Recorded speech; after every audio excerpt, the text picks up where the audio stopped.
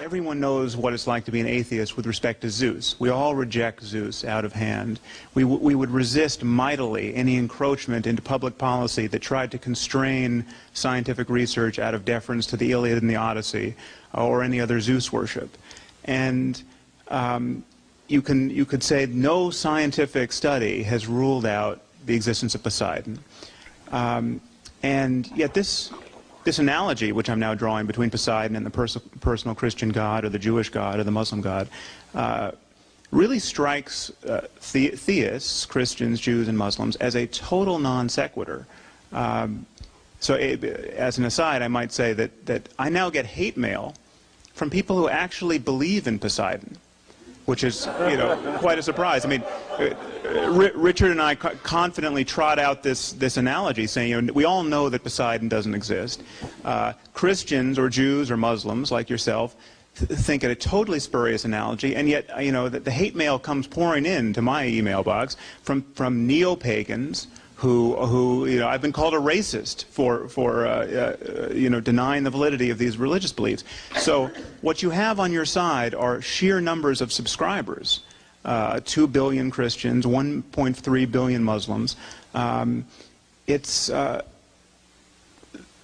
personal God is compatible with an endless amount of progress in science, and yet the mood you feel about Poseidon, the reflexive rejection of Poseidon, is the mood that could extend to the God of Abraham, and should extend.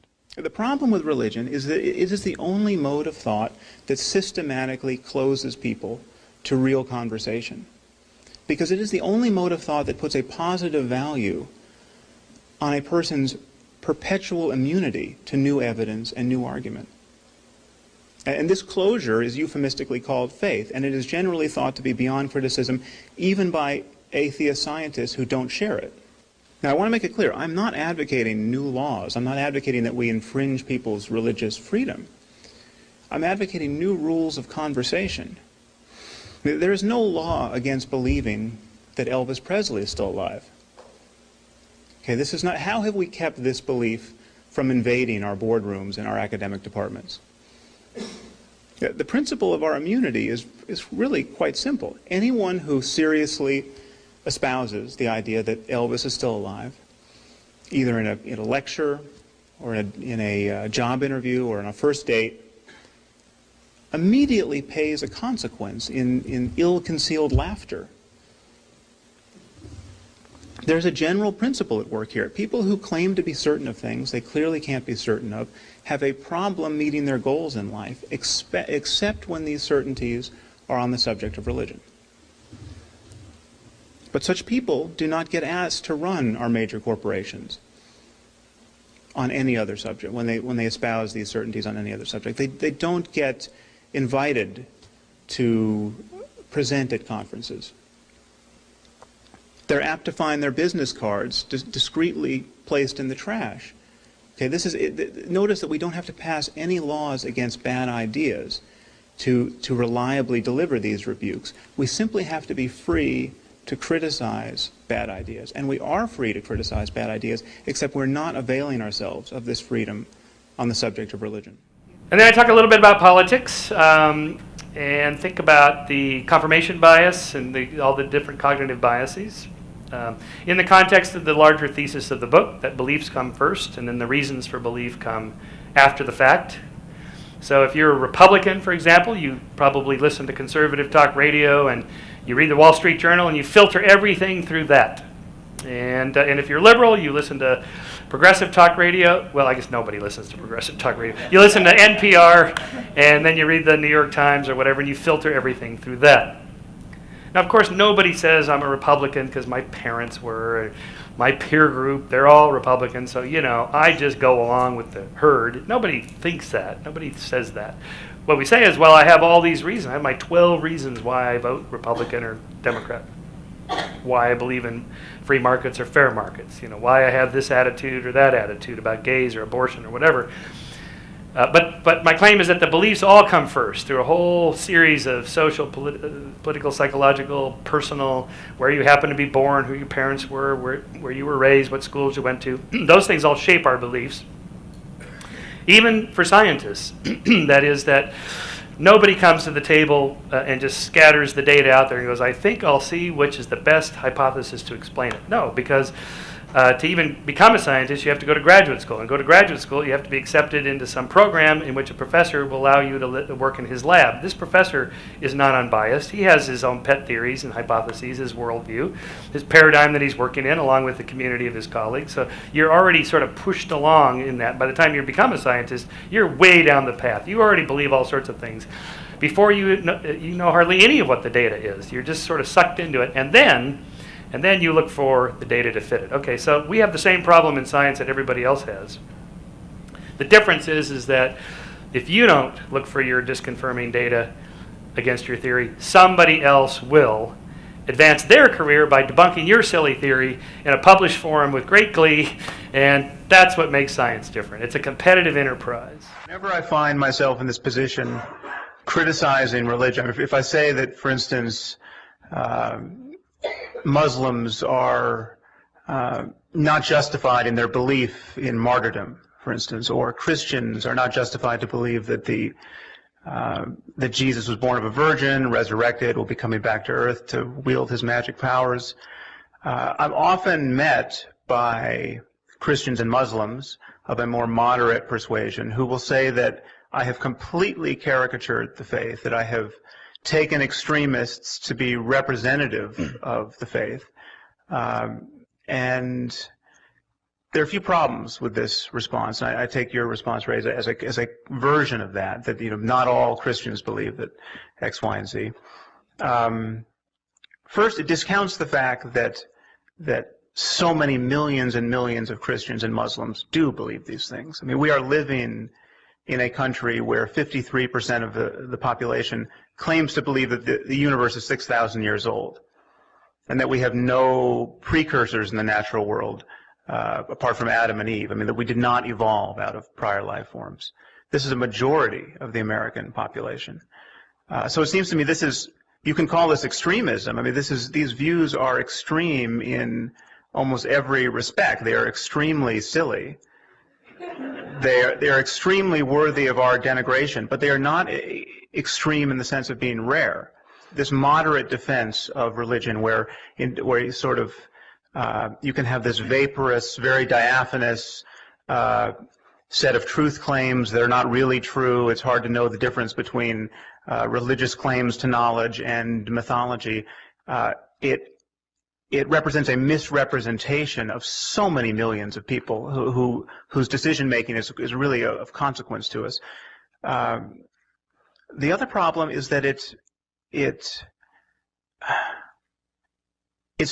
playing by a double standard that you would be immediately hostile to in every other area of your lives, because these beliefs are claims about the way the world is. I mean, everyone is in the business of trying to understand the situation we're in, trying to get our behavior to move through this situation in a way that's compatible with happiness. And religion is a strategy for doing it. It just happens to be a strategy that is built to a remarkable degree upon lies and self-deception. So I argue it's the wrong tool for the job. And that's okay, what about Charlie Hebdo and this? Okay, this is a concern. I am worried about this.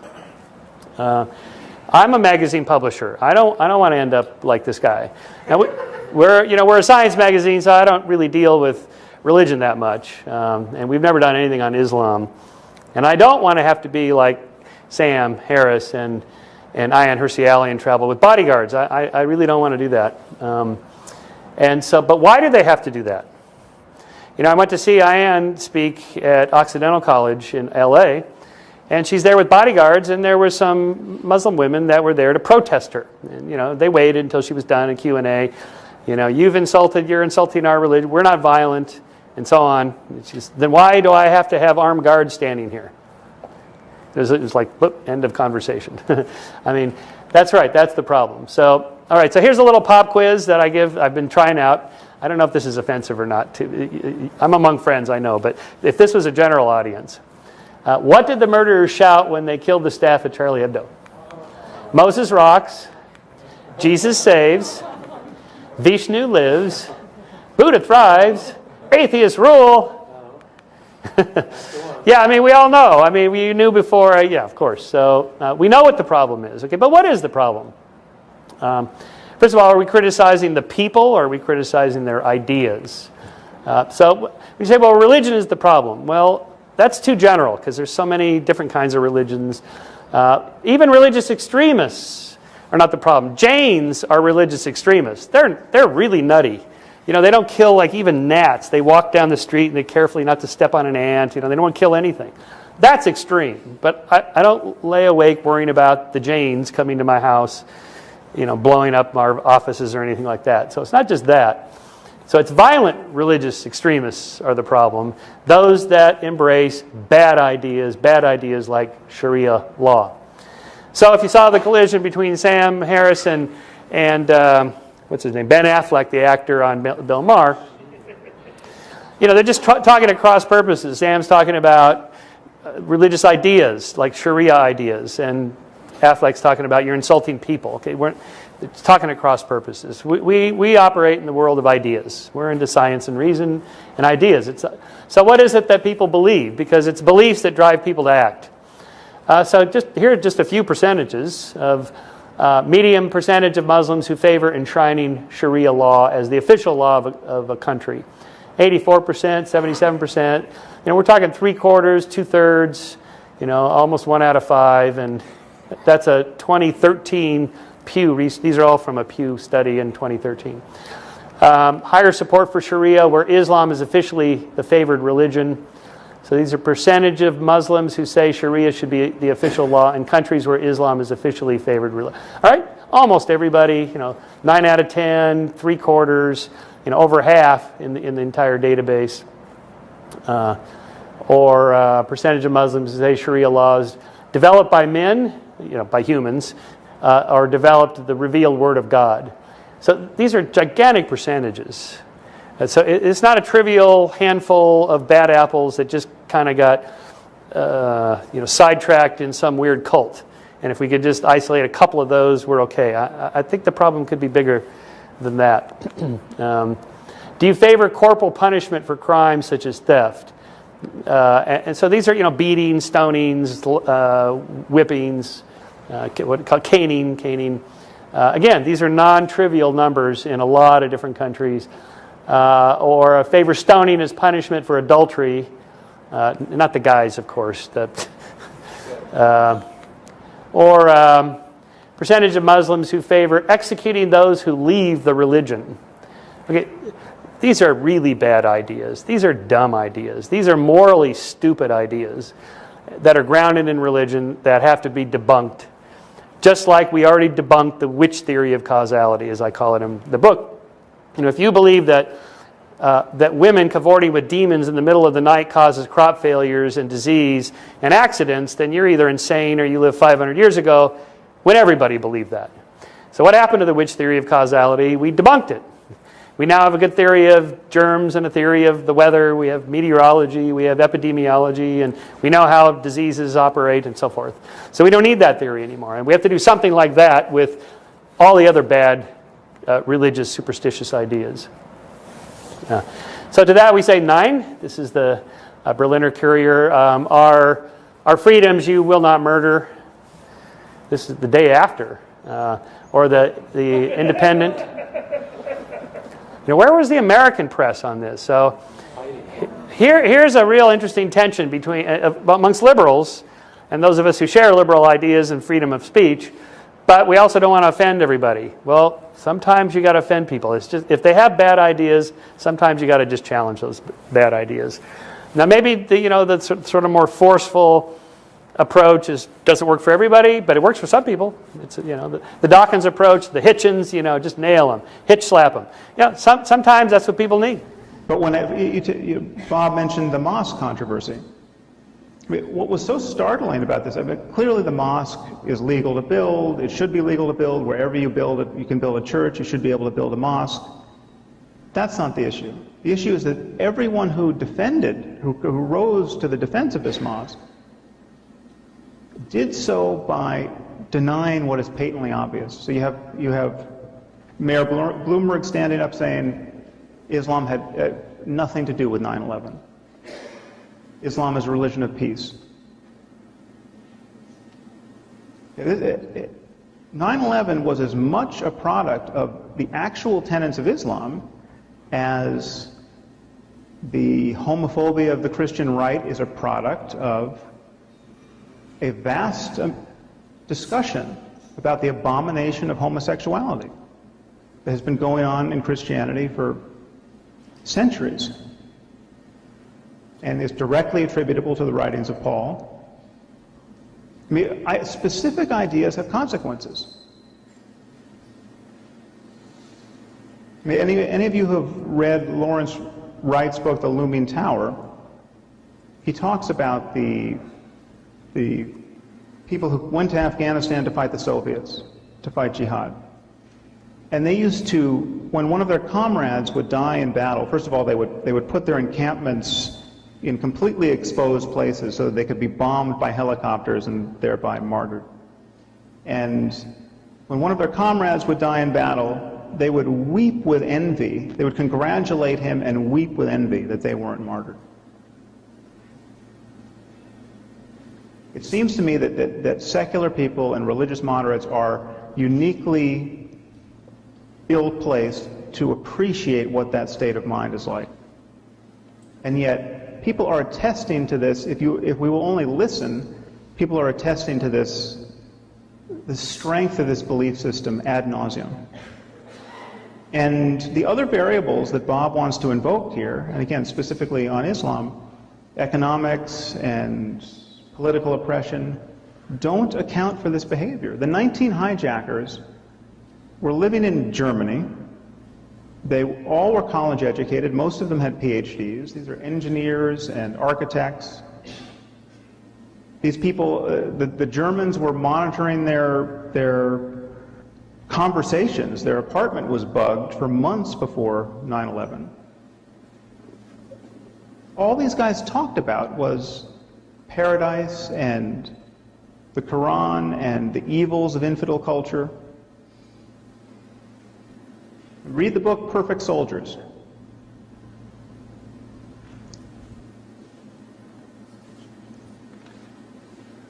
So the problem we have is that we desperately want to believe that everyone views the world the same way, and if we could just moderate our behavior, all of our enemies would disappear. It'd be so much easier to imagine that we made our enemies.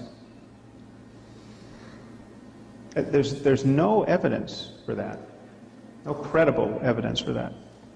And so whenever I hear someone on the left, and again, I am on the left on every relevant issue. I think homosexuals should be free to marry. I think taxes should go up on the wealthy. I think the war on drugs should be declared over. I am left. Okay, but when I hear people on the left talk about Osama bin Laden as though he were the Reverend Jim Jones of the Muslim world, I mean, that is a phantasmagorical degree of denial of the obvious. Osama bin Laden could be doing anything else he wants with his life. And the problem we face vis-a-vis Islam is that the version of Islam that he's teaching is really faithful to the Quran and the Hadith. I mean, you have to split hairs to see what he is distorting, if anything. Now, if he were Amish, or a Jain, or even a Buddhist, it would be absolutely obvious what he's distorting. I mean, you just couldn't make sense of his behavior in terms of his faith. Basically, it boils down to this, that there are a set of mysteries that traditionally we have been unable to explain, that historically have always been explained from a top-down supernatural entity, being of some kind, that has always usually been called God or gods. And in the last 10,000 years, there's been roughly about 10,000 gods. So I presume most of you, like me, are atheists when it comes to Zeus and Thor and Ganesha and all the other thousands of gods that people have traditionally believed. And to that extent, you already know where I'm coming from, because you know that there's no evidence for those gods. They're socially constructed. They were part of the culture. People really did believe them then. They don't believe them now. We do recognize, all of us in the room, how that works. I'm just saying it's okay to go one God farther. It's the same principle at work in the culture you happen to have been born in, how you were raised, the particular sets of arguments that are used after you already make that belief commitment, and so forth. Nevertheless, of course, those arguments are still made after the fact. Let me clarify one thing: atheist, non-theist, agnostic, bright, whatever. The labels are problematic because it assumes that you already know what I'm talking about when I talk about this particular word. Atheism is just a lack of belief in a God. It isn't a thing to be. It isn't a position to take. It's not like a political position where we have 7 planks that we adhere to. It's just, I just don't believe in God. That's it. So in the Q&A, don't ask me, do you have faith in atheism, or isn't atheism a religion? No, it isn't anything. It's just a starting point. No, I don't believe. Now let's talk about what we do believe. And if you want, in the Q&A, we can go about other things that we do believe, human rights or civil liberties or whatever. But that's not religion. That's politics. There are facts exist in intersubjective space, right? So if I tell you, well, this glass, this isn't just an ordinary glass. I know it looks just like that one, but this is the glass that Elton John drank from in his last concert here, yeah, right? Right. So, what do you want to pay me for it, right? Right. It could be that, you're just the biggest Elton John fan ever, and it's worth quite a lot to you. Now it's a kind of evident, it's not value intrinsic to the glass, but right. it is a... Where's the value located? Well, it's a measure in the change this provokes in your experience, right? Just the idea. I mean, we value ideas as much as anything else, and that's hence the mad work done by religion, right? I mean, because these aren't facts on the ground. These are ideas that rule people's lives. I mean, people spend their whole life afraid of hell. Okay, right? It seems to me that it's easier in some sense, rather than to relate the value of that. And I love the Elton John's glass example. I was going to use Elvis Presley's guitar. It's here. I will tell it to you. It's like, where in the guitar is the fact that it's Elvis Presley's guitar? Well, it's nowhere in the guitar. Well, what is it in? Where is it then? And the answer is, it's in the dominance hierarchy of values that's been socially constructed around the guitar. It's located in interpersonal space. And that location, so value is located in interpersonal space. And if you want to say, well, that's also a fact, it's like, okay, but we're starting to stretch it's a fact the about the beliefs and desires and conscious states of all the people involved. Okay, right? well, that's the only place where it exists. That's the only place where the idea of Elvis's guitar can show up. Okay, well, I'm trying to figure out then, you see, because what seems to me to be happening, at least in part, is that we can stretch the domain of what constitutes a fact so that the domain of fact starts to incorporate the domain of values. But we do that with doing some damage to the domain of facts. No, well, not at all. Hang on, don't just say no. This is really... I'll say more. This is really complicated because, you see, part of what the postmodernists have done is that they've pushed away the domain of facts entirely, and they say, well, the only thing the only thing that actually exists is this domain of intersubjective agreement. And they... Well, you and I are on the same page with respect to postmodernism. Right, but you have to give the devil his due as well. They pointed out something, and what they pointed out is that it's not so easy to localize the structure that attributes to facts their value. It's not a simple thing. Now, wait. Yes. You would surely agree that if we had Elvis Presley's guitar, that guitar would have a material impact on people. We could tell them, this is Elvis Presley's guitar. Some fraction of them would disbelieve it. Somebody might be able to establish it based on a picture or something like that. And the point is, it would have a value that would alter the behavior of people with respect to that object in a material way. Yes, it would alter the behavior of the people. So the value could be manifest in physical space. Which part of it? The We behavior? could detect it. We could figure out what the value of this guitar is based on some intersection Sure, we between... could take a behaviorist approach and we could see how much work people were willing to do to but make also contact with the guitar. we can scan their brains and see what. I'm not so sure we can do that. Well, clearly the brain is involved. Hypothetically, we can do it, but practically, we're not so good at it. Because the MRI data, generally speaking, is junk. Well, we can table that. It's that not will be like a it'll profoundly junk. controversial statement in MRI circles.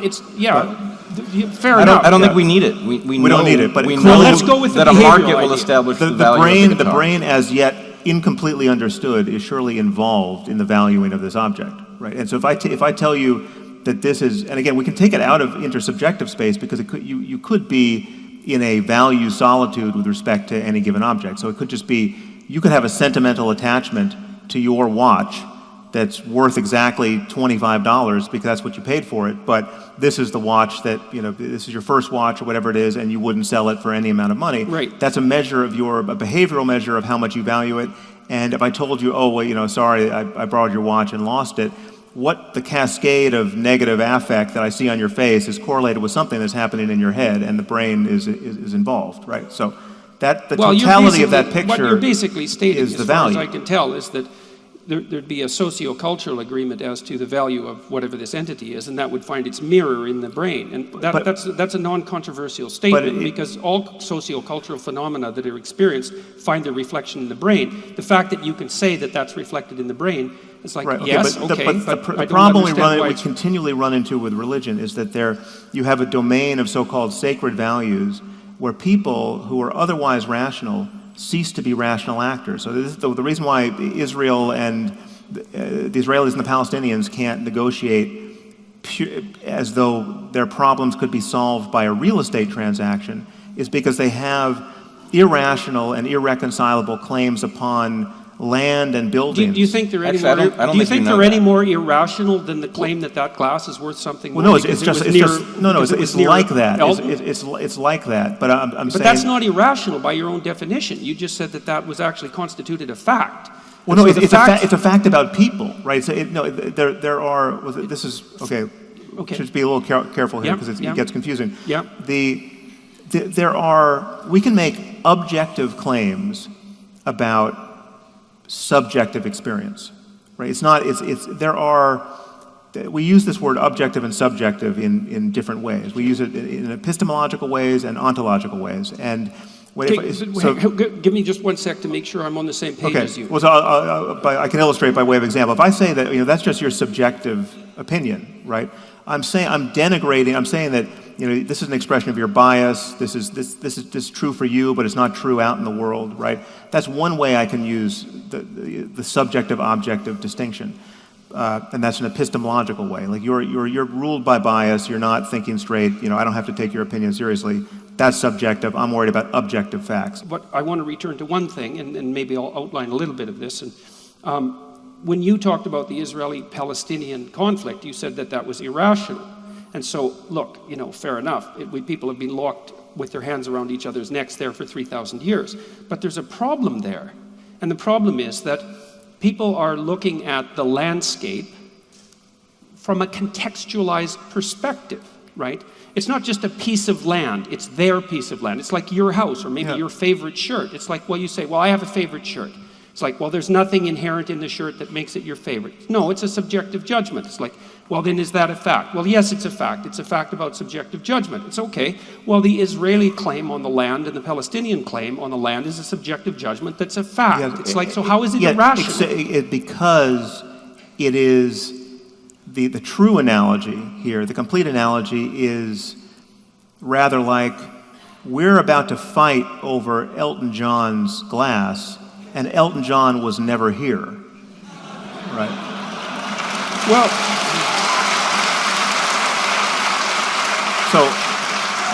so I'm not saying so it clearly still matters to us in our misapprehension of our situation. We still really care, and these are objectively true claims about the level of at which we value things.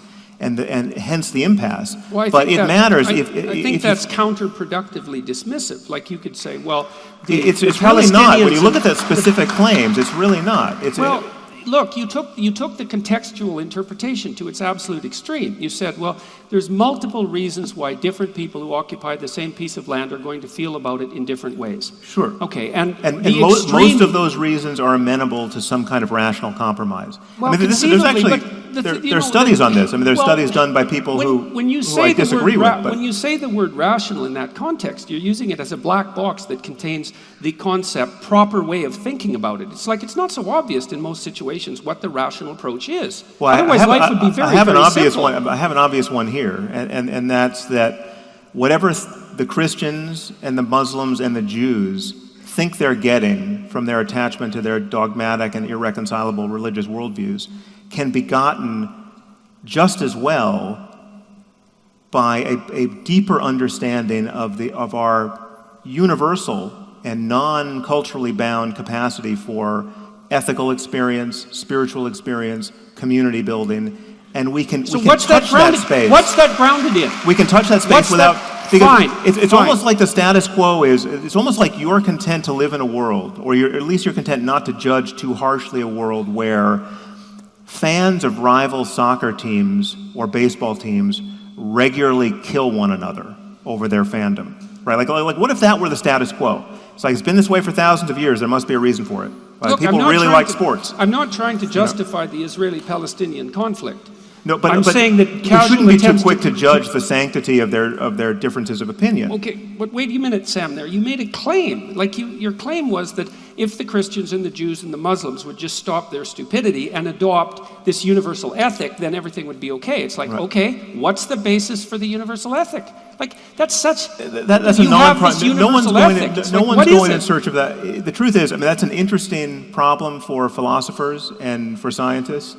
That's not actually where the rubber meets the road for people living their lives well. I mean, this is analogous to me. Sure, like it's associated in your book with the difference between the bad and the good life. I really care about all of this, and my job as a philosopher, as a moral philosopher in that case, is to make the best case I can for these ideas. But the truth is, I mean, it is analogous to when you get into a debate with a Christian fundamentalist in the States.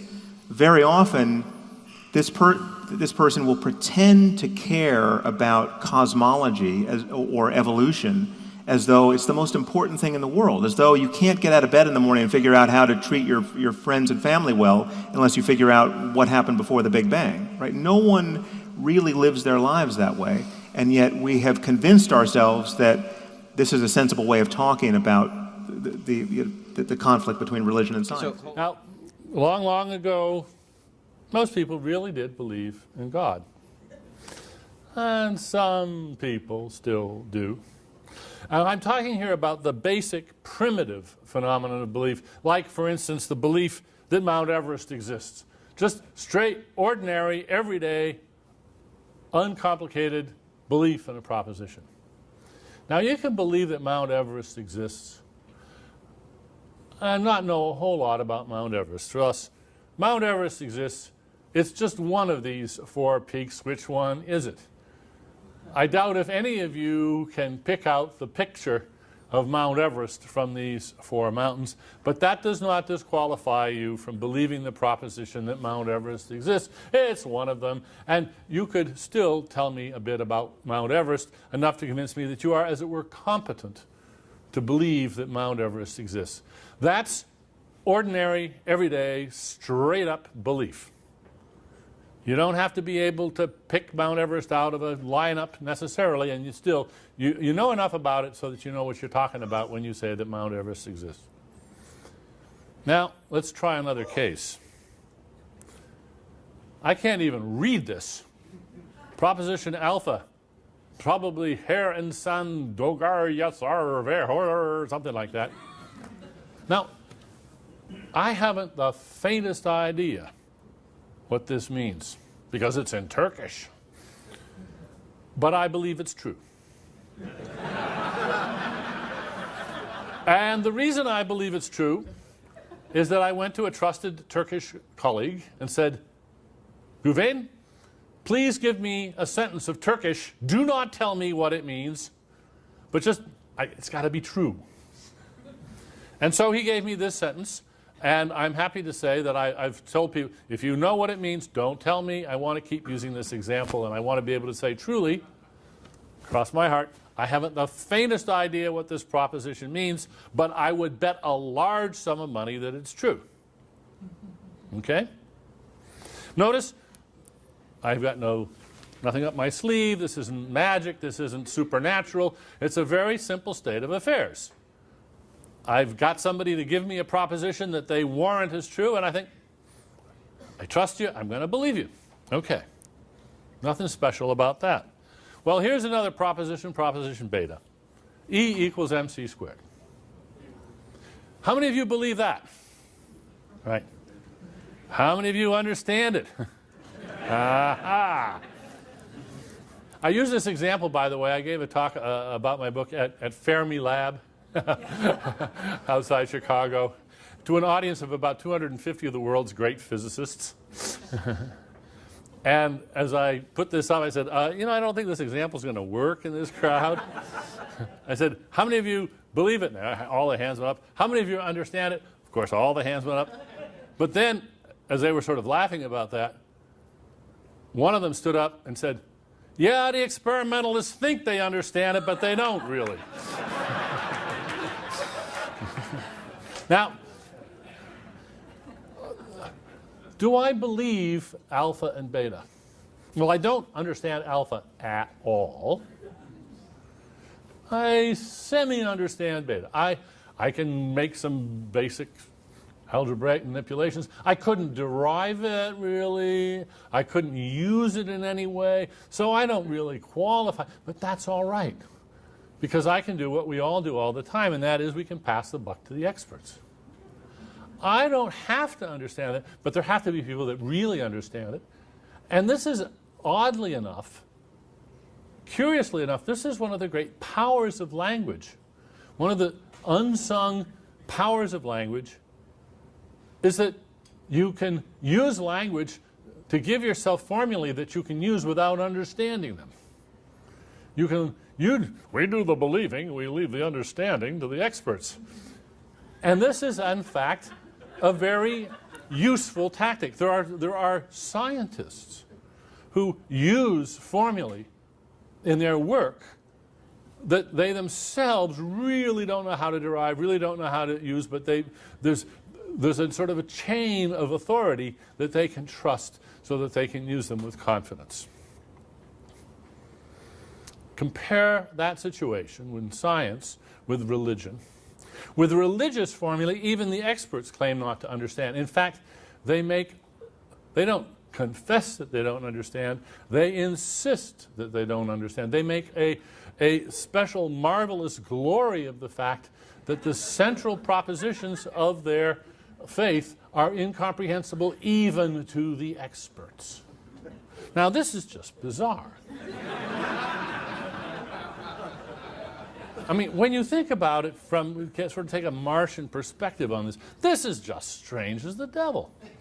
How on earth did this strange state of affairs arise? That's what I want to talk about. First of all, I think I will get no disagreement from this crowd when I say there simply are no good reasons for believing that God exists. Christopher was very, very eloquent on this score this afternoon. Come on. There just aren't any good reasons. The arguments are all from hunger. And there's plenty of good reasons for believing that God does not exist. But there are several good reasons for declaring a belief in God. Now, really, there aren't any good reasons for believing in God. There are many good reasons for not believing in God. And I'm sure you share with me sometimes, you contemplate people talking about their belief in God, and you just want to exclaim, how can anybody believe this stuff? And the answer is, they can't. They don't. Actually, they don't. Now, there are unreflective folks, and there are plenty of them, who believe, a la my proposition alpha, the one in Turkish, that whatever it is that those priests say, that our priests say, it's true. But remember, that's not really believing the proposition. That's just believing that that formula, whatever it means, it's Turkish to me, it's true. And it doesn't bother them. They just accept this on the authority of their religious leaders, the leaders of their community, their elders. This is not an unusual state of affairs. And most people are too busy living their lives to be very reflective. So those people believe that the things that they are asked to say in church or in the mosque are true, and they don't really care too much about the fact that they really haven't got much of a clear idea, even a clue what they mean. That's not their issue. They just don't think about it. That's how come they aren't gobsmacked and bewildered and embarrassed by the religious propositions. They don't believe them. They just believe that whatever those formulae say, and whatever they mean, if they mean anything, it's true. But what about the reflective folk? They have a problem. They can see as clearly as we can that there are no good reasons for believing in God. They can. They can see just the way we do. That is why, by the way, I don't waste much breath on arguments against the existence of God or refuting arguments for the existence of God, because, quite frankly, I've met very few people that give them any stock anyway. These people, the reflective people, they know there aren't any good arguments, any good reasons to believe in God. But they think that belief in God is, for some reason, obligatory. That point of not knowing what happens after death is what worries me about this conversation. I've been very worried about this, that all of you have given up a perfectly serviceable Tuesday evening only to hear the four of us tell you every which way that we have no idea what happens after death.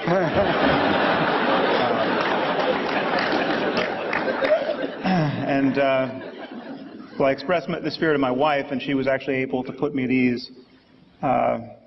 I'm worried, obviously, about boring all of you, and she said, nothing Hitchens does is ever boring. Why we would be nice to other people. That is altruism, the problem of cooperation in evolution. Why would we do this? I mean, wouldn't it be better if we were just nasty, selfish, hoarding monsters and just took care of ourselves and nobody else? No, actually, if you're a social species, it's good to help your kin and kind, because they are your genetic relations, and therefore the cost you put out is paid off by the benefit of helping others. And then you can expand that with reciprocal altruism and a few other social evolution tools that shows why we would be nice to even those who are not our immediate kin and kind. Anyway, long story short, it's a cost-benefit ratio formula that's been worked out mathematically, and that I apply to why we would make more of one kind of error than the other kind of error. The kind of error that's low cost. It doesn't take much, it doesn't cost you much to just assume everything is real. Usually those things don't take you out of the gene pool. Just picture people reading their astrology column or something like that. Most of the time, it doesn't get you killed, but it is certainly a superstition or a form of magical thinking. And therefore, I claim we evolved this propensity to believe weird things because we have to believe all sorts of things that turn out to be true, and we don't have a good baloney detection module in our brain to help us always tell the difference between the true patterns and the false patterns. We have to remember science is relatively new. Only a few centuries old. That's what it's designed to do, to tell the difference between true and false patterns. Our brains are not really well designed at that. So, I call this patternicity, the tendency to find meaningful patterns in both meaningful and meaningless noise, but not just the face of Jesus in a tortilla or the Virgin Mary on a grilled cheese sandwich and those sorts of things that are rather amusing. What I'm interested in is why would the brain see those sorts of things in the first place? And the answer is because we have to find meaningful patterns. And so those are just a subset of the important patterns. And if you think about science as a pattern detection device, finding new patterns is good. That's how you win Nobel Prizes. That's how musicians design new musical styles. That's how artists design new artistic styles. They find new patterns that no one else has seen. So I also have a long discussion about creativity and madness and patternicity. So us skeptics tend to make fun of people who see these weird things and why they don't see the world clearly like us scientists do. Well, in fact, it's good to have an open mind and see new patterns. The rub is finding the balance between being open-minded enough that you can see the new patterns, but not so open-minded that your brains fall out and you think every pattern is real. What is the intellectual case for atheism, and why should we care about that? Well, the epistemological case for it is pretty simple. It's the same as the case for not believing in Zeus or Poseidon or Isis or any of the other of the thousands of dead gods that are interred in the graveyard we call mythology, right? So it's just the atheist, and this is a kind of a famous trope of atheism, the atheist just goes one god further and consigns the God of Abraham to the same fate, right? I mean, these are clearly inventions of people, and they don't purport to be, right? The God of Abraham is explicit in the Bible and the Quran that, this is the document you're now reading is the word of God. This is not of human manufacture. And it's just obvious that can't be so. I mean, it's really a claim when you're dealing explicitly with Judaism, Christianity, and Islam. It's really a claim explicitly about books because these traditions are based on claims about books, right?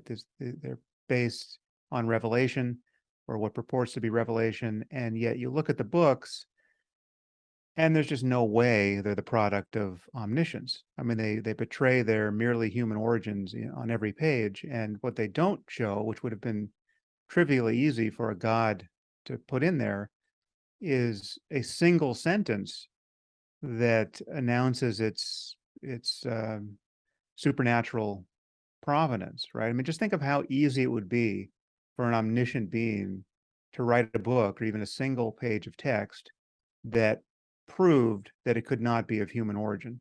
I mean, it would be the first thing you would do if you're trying to convince anyone of anything or even just be useful over the centuries. But rather than give us insights into mathematics and science and computation and everything else that we care about at the moment, medicine, it tells us how to sacrifice goats, right? And when precisely, and and how to keep slaves. And I mean, it's just, I'm not saying there's no wisdom in those books. Of course there are, but there was wisdom, in many other books in that period. So there's no monopoly on wisdom in the Bible, at any of the stage of its any of the stages of its completion. And so let's just be honest about the nature of the books. And the moment you are honest, you witness to your horror that we're living in a world that is shattered over competing claims about literature, right? I mean, the situation we're in is every bit as absurd as a world in which people would be seeking to pass laws infringing on the rights of their neighbors, or to start wars, or to commit terrorist atrocities based on rival interpretations of the plays of Shakespeare. Right now, we don't live in that world, but just imagine how absurd it would seem to live in that world, right? You got these plays, and you got the Hamlet cult that's going against the Lear cult, and they're literally willing to die and let their children die over differences of opinion about those, various texts. It would be insane, but the world we live in is every bit as insane as all that, right? And yet we've acclimated to it. We cease to notice it. Right, it's no longer salient to most people, except most atheists. So that atheism is, intellectually and politically relevant in the end, because it is the only lens you can throw up over the present that reveals how insane and obscene, really, the wastage of human life and opportunity and attention is over these ridiculous claims about tech. So, guys, I really hope you've loved that first section of the video as much as I did. It might not seem like it, but going through the hundreds of hours of footage I have saved on my hard drive to come up with these compilations is easily one of the things that bring me pure joy in my life.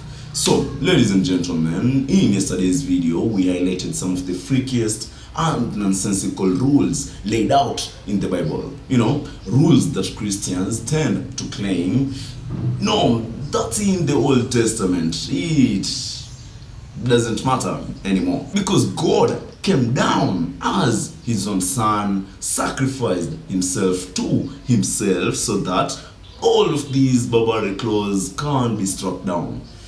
But in response, man, I usually ask these religious individuals, one, why were these rules and guidelines ever needed at all? At any point in history, what possible purpose did God see such rules serving in any sane human society, regardless of the time period? Two, and this is actually something I just learned over the weekend while speaking to one of my extremely religious friends.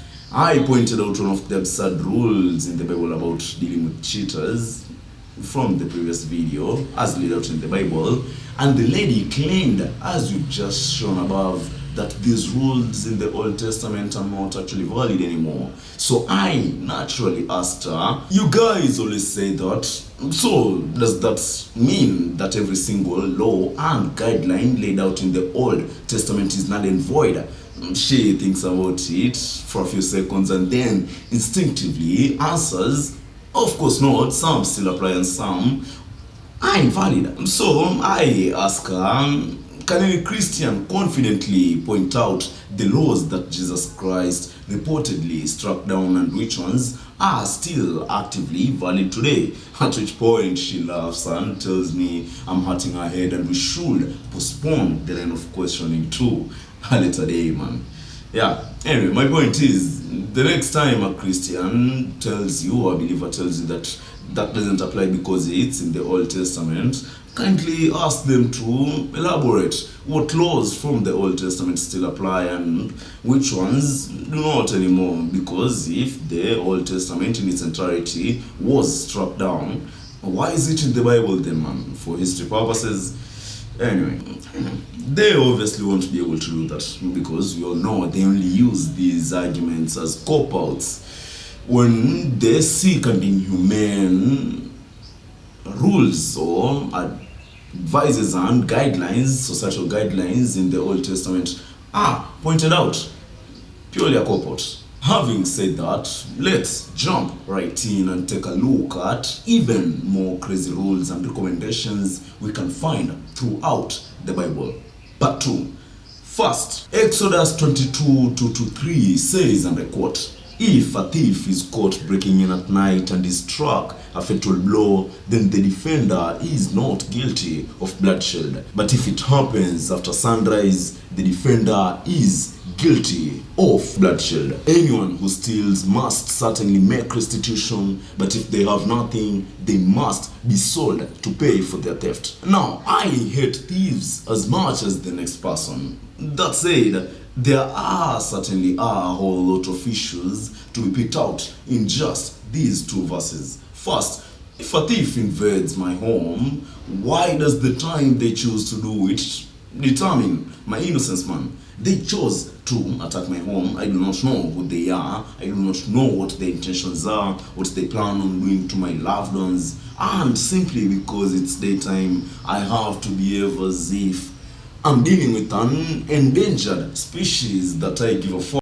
about, man. Clearly, a just and fair God would not let anybody, and regardless of the time of crime, rest on the victim, man. You know what? Actually saying that no matter the time of day, you're not allowed to kill a thief that breaks into your home would have made a lot of sense in the Bible. I'm not saying it will be smart by any standard, but it would align with what you'd expect from a non-violent type of God that cares about your life. It's like those monks who can kill you using a single strand of their hair if they chose to, but no matter how much you attack them, they'll never retaliate because the doctrines they obey do not allow them to harm any life. It's a sad life, but you have to respect the cojones it takes to submit to such a doctrine when you know you're a walking weapon, man. Could never be me. Now, on to the last part of the verse that says, anyone who steals must certainly make restitution, but if they have nothing, they must be sold to pay for the theft. Now, I'm not one to flog a dead horse or just jump right ahead to the next verse, because I do not think we really need to expound on what's wrong about selling people into slavery simply because they're thieves. Or am I wrong, man? Anyway, the next one. Yeah, so this next one isn't as inhumane or evil as it is just bewildering, man. Exodus 23:19 says, bring the best of the first fruits of your soil to the house of the Lord your God. Do not cook a young goat in its mother's milk. You know, this verse just raises questions in my head, man. Are there cultures out there that consume young goats that are still in the suckling age? I'm not judging generally, I'm just genuinely asking. Also, in addition to that, I do not think I've ever seen anyone prepare meat using milk before. Though that doesn't actually seem far-fetched, I'm sure some cultures do that. Actually, it sounds like something I'd like to try myself. Anyway, why was the Bible against young goats, people cooking young goats using their mother's milk? Surely this cannot be an empathy thing. We already took the life of the goat brutally and took a child from a mother goat. We've already done the worst things we can do to them. So why does it matter whose milk is used to cook which meat? I'd really love to know why this law came to be. If anyone has the answer, please let us know in the comment section below, man. I'm seriously curious. So, next, Leviticus 10:6 and says, and it's actually easily one of the most interesting Bible verses for me since I turned my back on organized religion. And the verse actually says, then Moses said to Aaron and his sons, Eleazar and Ithamar, do not let your hair become unkempt, and do not tear your clothes, or you will die, and the Lord will be angry with the whole community. But your relatives, all the Israelites, may mourn for those the Lord has destroyed by fire. So here, the Lord is basically forbidding Aaron and his sons from grieving. And so, to give you a little bit of context, let's go a few verses or the beginning of the chapter and see what led to this situation. So I think that will be Leviticus 10:1-3, which says, Aaron's sons Nadab and Abihu took their censers, put fire in them, and added incense. And they offered an authorized fire before the Lord, contrary to his command. So fire came out from the presence of the Lord and consumed them, and they died before the Lord. Moses then said to Aaron, this is what the Lord spoke of when he said, among those who approach me, I will be proved holy. In the sight of all the people, I will be honored.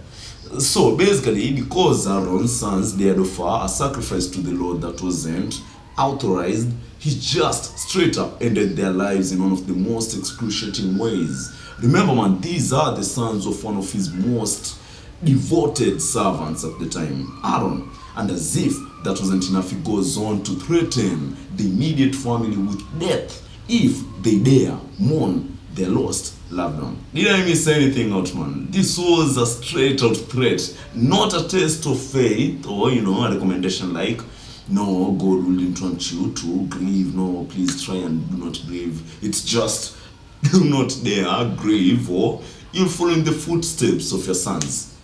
Man, the all loving and all caring Christian God, everyone. Anyway, that's it for today, guys. What do you think about the video? I really look forward to doing more kinds of these videos moving into the future, depending on how you guys receive them. Other than that, thank you guys a lot for the support, man. I'll see you again tomorrow with another video. Thanks.